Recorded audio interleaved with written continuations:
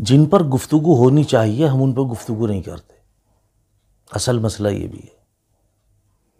حالانکہ اچھا ہے، کم سے کم امت میں سمجھتا ہوں کہ تحقیق کا مادہ جاگ رہا ہے، لیکن اتنا نہیں ہے جتنا ہونا چاہیے، کیونکہ ایک ہوتی ہے تنقید اور ایک ہوتی ہے تحقیق، اور ہم لوگوں کے اندر تنقید کا مادہ زیادہ ہے، تحقیق کا مادہ کم ہے۔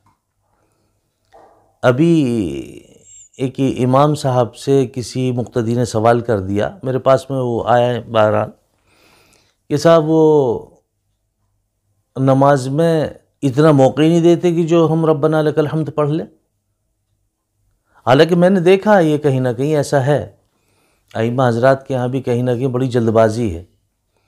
نماز تو سکون سے پڑھنی چاہیے، سکون سے پڑھانی چاہیے، اور خاص طور سے میں دیکھتا ہوں کہ مغرب کی نماز میں نے بہت سی جگہوں پہ یہ بات نوٹ کی ہے کہ جو اذان پڑھنے والا ہے وہ لا الہ الا اللہ کہتا نہیں پوری طرح سے کہ امام صاحب مصلی پہ پہنچتے نہیں۔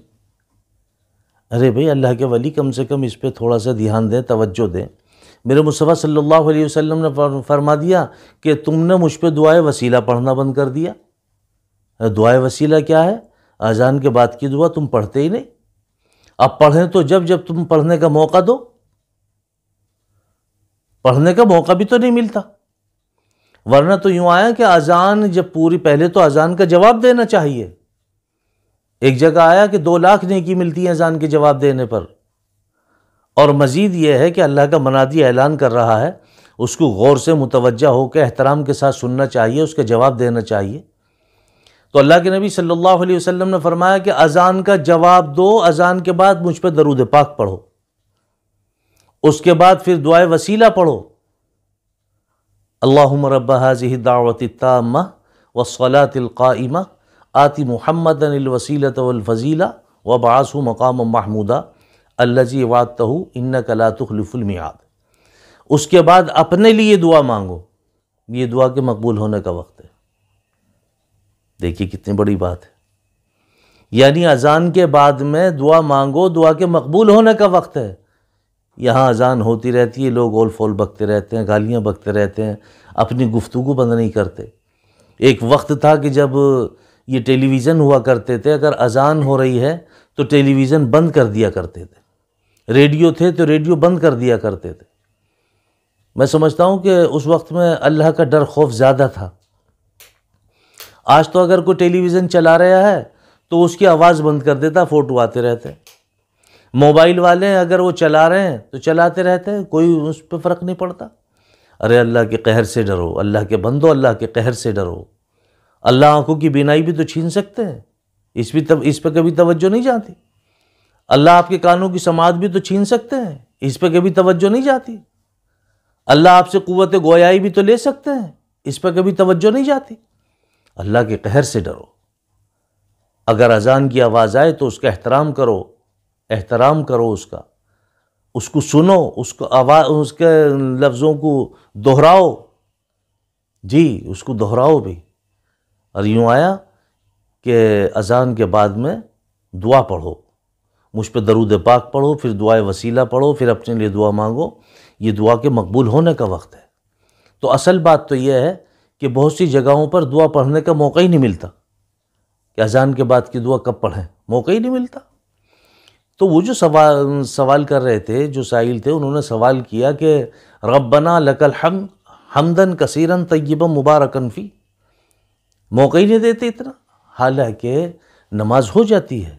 اس کے متعلق ایک جگہ آیا کہ ایک نماز میں آپ صلی اللہ علیہ وسلم تشریف رکھتے تھے، تو ایک صحابی نے پڑھا، امام صاحب نے کہا سمع اللہ لمن حمدہ، وہ صحابی رسول صلی اللہ علیہ وسلم، انہوں نے پڑھا ربنا لک الحمد حمدا کثیرا طیبا مبارکا فی۔ جب نماز پوری ہو گئی تو میرے مصطفیٰ صلی اللہ علیہ وسلم نے فرمایا کون تھے یہ؟ تو وہ صحابی سہم گئے کہ مجھ سے کوئی چوک ہو گئی۔ آپ نے پھر اور تھوڑا نرم لہجے میں کہا ارے بھئی کون تھے جس نے یہ دعا پڑھی؟ تو ان کو کچھ ہمت ہوئی لیکن بول نہیں پائے۔ تیسری مرتبہ آپ صلی اللہ علیہ وسلم نے فرمایا ارے بھئی 30 فرشتے آپس میں سبقت حاصل کرنے کے لیے جھگڑ رہے ہیں کہ اس کا ثواب میں لکھوں، اس کا ثواب میں لکھوں، یہ کون صاحب تھے، کنہوں نے پڑھا؟ تب ان صحابی کی ہمت ہوئی کہ اللہ کے نبی یہ میں نے پڑھا ہے۔ تو آپ صلی اللہ علیہ وسلم نے فرمایا پڑھا کرو۔ اب اس میں وہ صاحب سوال ایسے کر دیتے ہیں کہ جی حنفی مسلک میں ہے، یہ شافعی مسلک میں ہے، چہرے پہ داڑھی نہیں تھی ان کے، اللہ ان کو جزائے خیر دے، سر پہ ٹوپی نہیں تھی، پینٹ شرٹ میں تھے، لیکن مسئلہ پوچھ رہے تھے کہ جی یہ حنفی مسلک میں ہے، یہ شافعی مسلک میں ہے۔ ارے اللہ کے ولی، تو خود تو سوچ پہلے کس مسلک میں ہے۔ یہ جو کمیاں تلاش کرنے کی بری عادت لگ گئی ہے نا، لت لگ گئی ہے، یہ انسان کو لے جا رہی ہے، دوسری جگہ پہ لے جا رہی ہے۔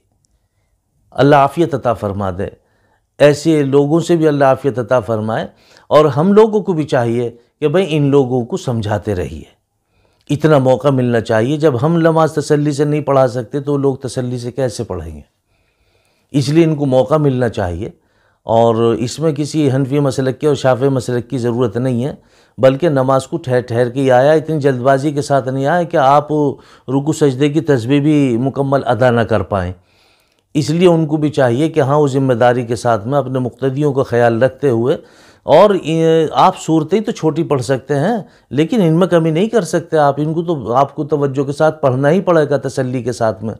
سبحان ربی الاعلیٰ، سبحان ربی العظیم، سمیع اللہ لمن حمیدہ، تو مقتدی کو اتنا موقع ملنا چاہیے کہ وہ پڑھ لیں ربنا لک الحمد۔ اور مقتدی حضرات سے بھی میری گزارش ہے، اتنا تو آپ پڑھ ہی سکتے ہیں ربنا لک الحمد، آپ کی نماز ہو جائے گی، آپ کی نماز میں کوئی فرق نہیں پڑتا۔ جب آپ اپنی نماز پڑھیں اس میں آپ مسلسل پڑھیں حمدن کثیرن طیبا مبارکن فی، اس میں آپ کو کون روک ٹوک کر رہا۔ اس لیے میرے بھائیوں، تنقید کا معدہ ختم کرو اور تحقیق کا جذبہ اپنے اندر پیدا کرو، اسی میں عافیت ہے۔ علماء سے بغض مت رکھو، علماء سے حسد مت رکھو، ان سے شکایت مت رکھو، انسان ہیں، غلطیاں ہو جاتی ہیں، چوک ہو جاتی ہے، لیکن ان کو افواہوں کی طرح باہر نہ پھیلاؤ، اسی میں عافیت ہے۔ ورنہ آج آپ ان کے ساتھ ایسا کر رہے ہیں، اللہ سبحانہ و تعالیٰ آپ کے لیے کسی کو کھڑا کر دیں گے جو آپ کو کہیں منہ دکھانے کے لائق نہیں چھوڑیں گے۔ اللہ ہم سب کی عزت کی حفاظت فرمائے، اللہ ہم سب کو عافیت عطا فرمائے، اللہ ہم سب کو عمل کی توفیق نصیب فرمائے۔